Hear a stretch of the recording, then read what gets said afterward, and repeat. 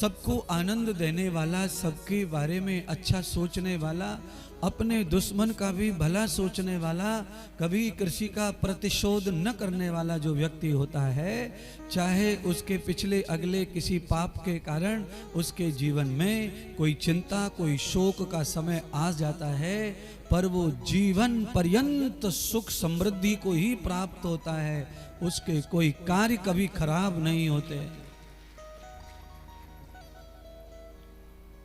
दूसरों का दुखड़ा दूर करने वाले तेरा दुख दूर करेंगे राम।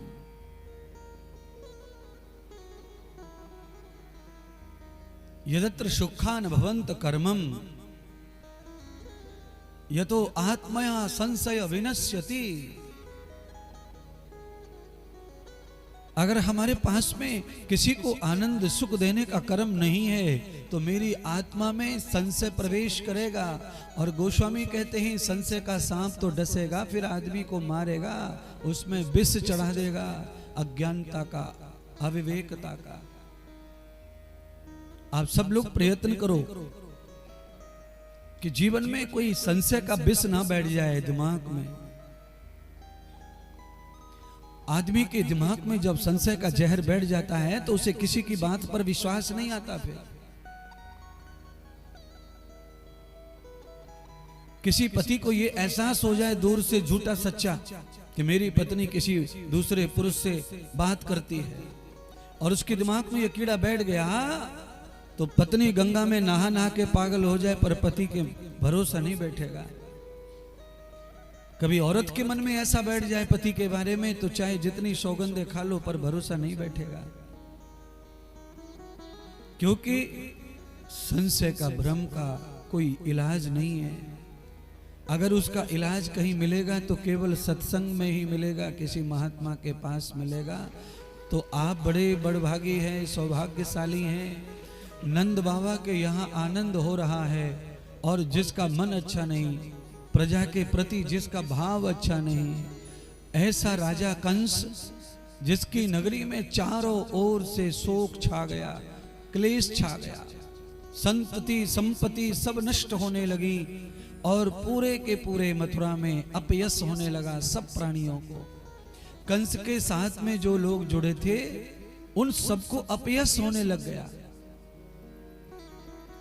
अरे भाई, कल ही तो भगवान आए हैं, और मथुरा को छोड़कर जैसे ही भगवान गोकुल में पहुंचे, मथुरा में मानो विनाश की कोई चिंगारी लग गई हो, दुख की कोई चिंगारी लग गई हो। विनाश विनाश, हर चीज में विनाश। पति पत्नी में बात बात पर झगड़े हो रहे, भाई भाई में झगड़े हो रहे, पिता पुत्र में झगड़े हो रहे हैं। आप कल्पना कर लेना, जहां से परमात्मा अपना हाथ उठा लेता है वहां न पिता पुत्र में बनती है, न पति पत्नी में बनती है, न वहां किसी की मति पूजा में लगती है, न किसी का मन ध्यान में लगता है। यज्ञ दान पूजा सत्संग ये तो उनको काटने को दौड़ता है। परमात्मा का हाथ हट जाने पर आदमी को कोई भी सत्कर्म शुभ कर्म प्रिय नहीं लगता। संकट आए जीवन में कोई फर्क नहीं पड़ेगा। आपकी किसी ने आलोचना कर दी, कोई फर्क नहीं पड़ेगा उससे। महर्षि कहते हैं निंदन्त नीति निपुण। अगर आपकी कोई निंदा हो रही है तो आप उस निंदा वाले को प्यार करो, दुलार करो, वाह वाह करो, जय जयकार करो। भाई और कह, और कर, और कर, और कर। तेरे से जितनी निंदा हमारी हो सकती है उतनी तू निंदा कर ले। क्यों? क्योंकि जितना सोने को अग्नि में तपाया जाता है वो उतना ही कुंदन होता है और सारे दोषों का नाश होता है। निंदा से आदमी अज्ञान बस घबरा जाए तो उसके दोषों का नाश नहीं होगा। अगर निंदा को पचा जाए तो उसके दोषों का नाश हो जाता है, उसकी गलतियां, उसकी कमियां पूरी तरह नष्ट हो जाती हैं। आपके कोई निंदा करे तो हम तो क्रोध करते हैं, झगड़ा करते हैं।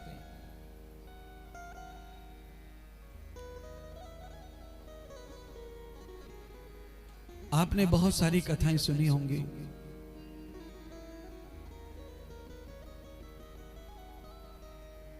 निंदा करने वाला किसी को प्रिय नहीं है, पर शास्त्र कहता है कि निंदा करने वाला ही अच्छा मित्र है। जब तक हमारी निंदा नहीं है तब तक हमारे दोस्त भी हमें नहीं समझते हैं। हमारे बारे में कोई अनर्गल टिप्पणी करता है, बनावटी बात कहता है, तो वो अच्छी बात तो नहीं है, पर उससे भी हमें सावधानी प्राप्त होती है, सतर्कता प्राप्त होती है। कंस को नहीं हुआ ये सब, कंस को सावधानी नहीं मिली, सतर्कता नहीं मिली, तो परिणाम ये हुआ कि कंस का समय खराब हो गया। आदमी का वास्तविक समय जब खराब आता है तो अपने भी साथ छोड़ जाते हैं, और जब उसका समय अच्छा चलता है, किसी को लगता है कि उसका समय खराब है, पर खराब समय उसका नहीं है, भगवान ने उसकी बाह पकड़ रखी है। तो जो अपने नहीं थे वो भी अपने हो जाते हैं, वो भी अपने हो जाते हैं, वो अपने नजदीक होते हैं, उनके साथ हमारा प्रेम उत्पन्न होता है, उनका प्रेम उत्पन्न होता है, और प्रेम की एक प्रवाह धारा बहती है। उससे समय जो है सुंदर होता है, मजबूत होता है, पुष्ट होता है। दुनिया में कोई ऐसा व्यक्ति नहीं होगा जिसके जीवन में कभी ऊंचा नीचा न हुआ हो, और धूप छाया जीवन में अगर नहीं है तो जीवन का मजा क्या है, जीवन का आनंद क्या है। जीवन में हार जीत नहीं है तो आदमी कभी भी अपने बल को नहीं बढ़ाएगा। जब आदमी किसी तरह हार को महसूस करता है तो वो अपना बल बढ़ाता है, अपनी ताकत बढ़ाता है, अपनी योग्यता बढ़ाता है, और उसके पास में आहार बढ़ाता है, अपनी शक्तियों को बढ़ाता है, अपने नॉलेज को बढ़ाता है।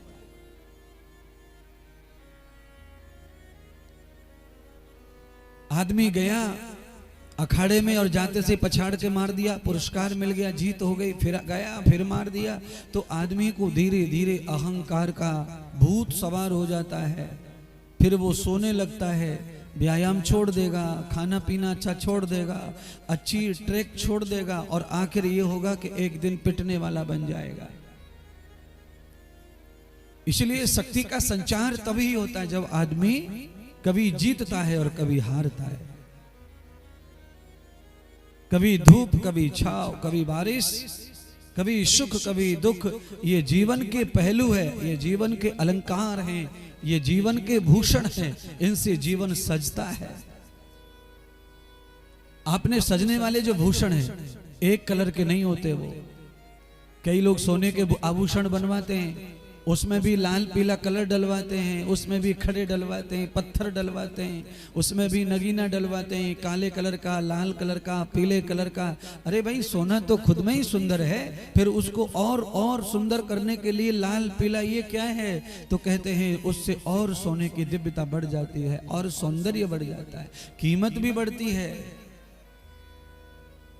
भले ही उस सोने को बेचने के लिए जब जाओ तो घाटा पड़ेगा, क्योंकि वो लाल पीला जो जुड़वाया है उसका कोई कीमत नहीं देता सुनार। सुनार तो सोने को भी पिघला करके शुद्ध का पैसा देता है, पर धारण करने में, आभूषण के रूप में जब हम उसे धारण करते हैं तब उसमें वो हरा भी अच्छा लगता है, लाल भी अच्छा लगता है, उसमें वो कालापन भी अच्छा लगता है। उससे स्वरूप की दिव्यता बढ़ती है। तो हमारे जीवन की दिव्यता बढ़ती ही तब है। भगवान श्री राम जी को 14 साल का वनवास हुआ, राम जी दुखी नहीं हुए। उन्होंने उसको भी अपना कर्तव्य मान लिया और उन्होंने उसको भी अपने लिए तपस्या मान लिया और उन्होंने उसमें भी अपने लिए अच्छा खोज लिया। सीता का हरण हो गया और बड़ी विपत्ति आ गई, राम जी ने उसमें भी मार्ग निकाल लिया, उसमें भी अपना कुछ अच्छा खोज लिया और वो भी संभव हो गया कि हनुमान जी का मिलन हो गया, सबरी का मिलन हो गया। आगे चले तो और शिव जी का मिलन हो गया, महादेव का मिलन हो गया। आगे चले गए तो विभीषण का मिलन हो गया। राम जी के जीवन में इतने संकट न होते तो राम जी को ऐसे मित्र भी ना मिलते। राम जी राजा बन जाते बिना कुछ किए, पिता का सम्मान, पिता की संपत्ति, पिता का राज्य राम जी को सब प्राप्त हो जाता, तो मुझे नहीं लगता हनुमान मिलते। मुझे नहीं लगता कि उनके जीवन में फिर ये कोई चीजें घटती। मुझे नहीं लगता कि वो सबरी का कल्याण करते, उसका ऋण चुकाते। गरीबी, संकट ये आदमी को ज्ञान देती हैं, जीवन देती हैं, संरचना देती हैं, कुछ सिखाती हैं और बलवान बनाती हैं। उसे योद्धा बनाने के लिए खड़ा करती हैं। उसके सोए हुए भाव दाद्रता को जगाती है। वो सचेत होता है और वो एक ऐसे कर्म पर निकल पड़ता है जो कर्म उसके साथ साथ पूरी समाज के लिए कर्मठता का प्रतीक बनता है और समाज में उसके लिए जगह स्थापित होती है।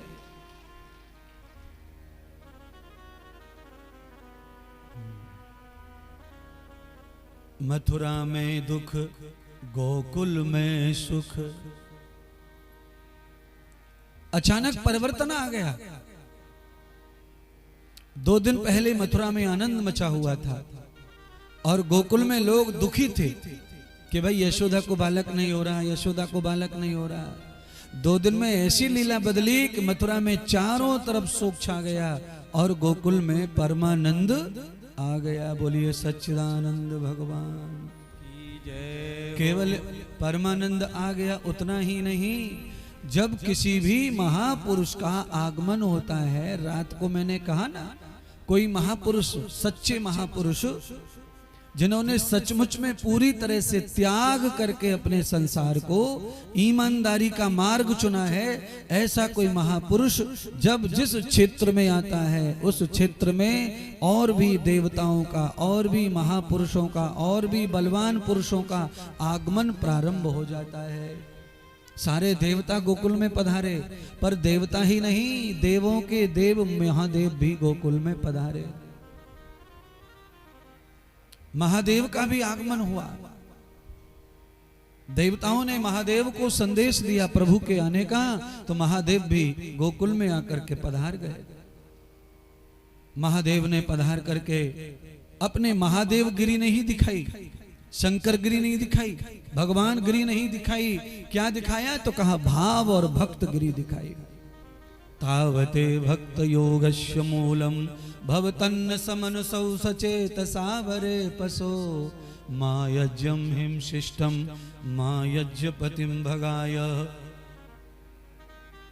इतना ऐश्वर्य भगवान शिव के पास है। एक संदेश, एक सूचना भेज देते कि स्वयं शंकर आ रहे हैं गोकुल में, तो मुझे गारंटी है पूरे गोकुल के नर नारी रास्ता साफ करके खड़े हो जाते स्वागत में। पर महादेव दुनिया को ये शिक्षा दे रहे हैं, अगर धरती लोक पर भगवान का दर्शन करने का भाव पैदा हुआ है तो दुनिया में सबसे छोटे बन करके ही भगवान के सामने जाओ, जिससे भगवान प्रसन्नता से तुम्हें अपना मानकर मिले। अच्छा बोलिए, मंदिर के दरवाजे की चौखट की जो हाइट है वो है 6 फुट की, और तुम 16 फुट के होके चले जाओ, वहां तुम बड़े बन के चले जाओ तो बड़ा मुश्किल होगा तुम्हें मिलना। इसीलिए साधु के दरवाजे पर, कथा के द्वार पर और भगवान के द्वार पर, राजा के द्वार पर जितना छोटा बन के जो व्यक्ति जाएगा उतना ही मोटा बन के वापस लौटेगा। आप राजा के यहां राजा बन के जाइए, कुछ नहीं मिलेगा। राजा के यहां पर आद्र बन के जाओ, दीन बन के जाओ। सुदामा कैसे गए थे कृष्ण के यहां? दीन बनकर। कृष्ण ने क्या किया? सुदामा का द्वार का दान कर दी। राजा को अगर पता चल गया कि इस पे 10 बीघा खेत है तो पीला कार्ड वापिस ले लेगा सीधा। जितने भी तुमको गेहूं, चावल, शक्कर, चीनी जो मुफ्त में खा रहे हो सब बंद हो जाएगा तुम्हारा। राजा से फायदा उठाना है तो दीन बन के उठा सकते हो, और भगवान से, किसी महात्मा से और कथा से फायदा उठाना है तो यहाँ भाव से गरीब होकर के जाइए और अमीर बनकर आइए, ज्ञान का, आशीर्वाद का प्रसाद लेकर।